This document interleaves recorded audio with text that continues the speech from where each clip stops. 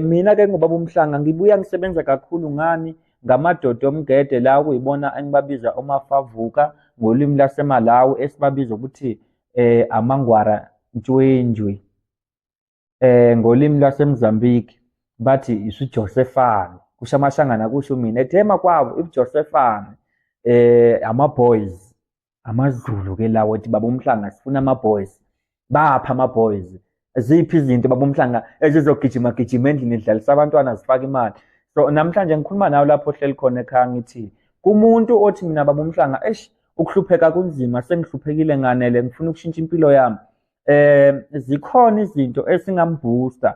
Ngihlala ngibona abantu abaningi bavela abanye badlala benzeni, but mina angizi kumnikeza umuntu ithuba lokuthi ngixoxe naye la escreenini. Into engibuya ngifuna kumuntu ukuthi uma engibonile athole inombolo yami angifonele enzeni afike la ekhaya la ezochaziseleka khona ngoba la nganibikela ukuthi nginama-boys.